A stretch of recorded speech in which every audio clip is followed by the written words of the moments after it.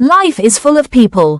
Some inspire us, some love us, and some test our patience. ജീവിതം പലരാൽ നിറഞ്ഞിരിക്കുന്നു.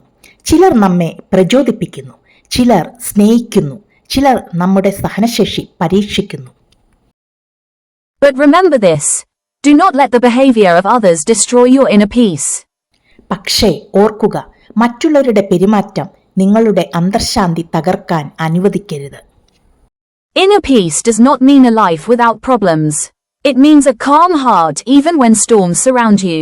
It is not the absence of noise, but the strength to stay centered despite the noise. അന്തർശാന്തി എന്നത് പ്രശ്നങ്ങളില്ലാത്ത ജീവിതം അല്ല.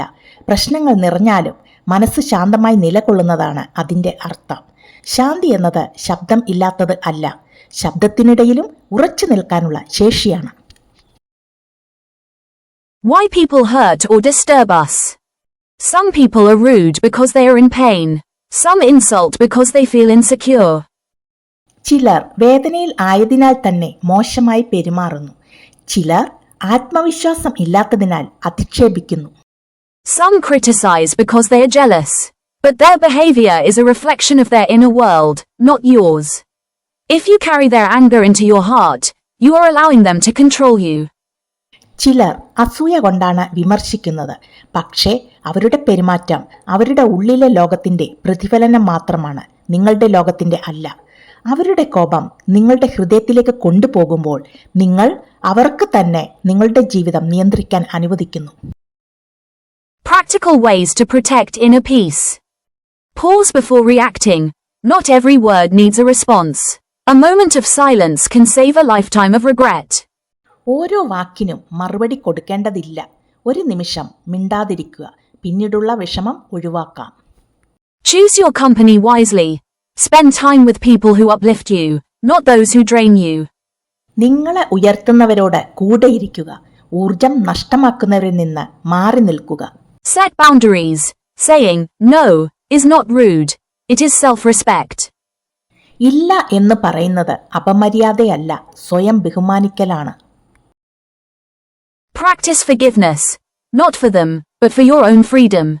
മറ്റുള്ളവരോട് ക്ഷമിക്കുക, അവർക്ക് വേണ്ടിയല്ല, നിങ്ങളുടെ മനസ്സിന്റെ സ്വാതന്ത്ര്യത്തിനായി. Focus on gratitude. You cannot be peaceful and resentful at the same time.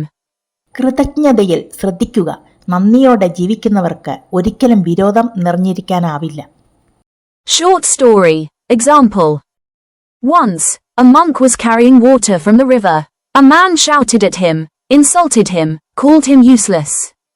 ഒരു സന്യാസി നദിയിൽ നിന്ന് വെള്ളം കൊണ്ടുപോകുകയായിരുന്നു. ഒരാൾ അദ്ദേഹത്തെ അധിക്ഷേപിച്ചു. The monk smiled, bowed, and continued walking.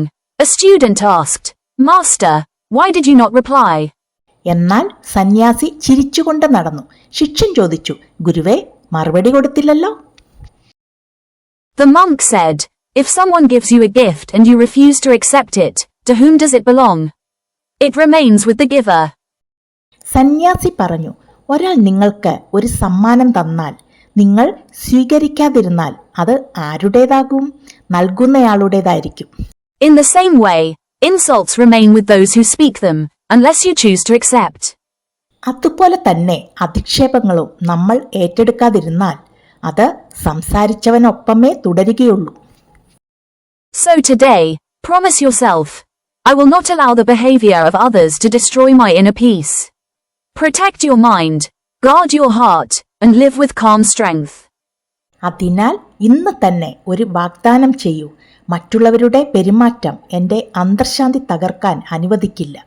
മനസ്സിനെ സംരക്ഷിക്കൂ, ഹൃദയത്തെ കരുതൂ, ശാന്തമായി ശക്തിയോടെ ജീവിക്കൂ. Stay peaceful, stay strong, subscribe for more motivation.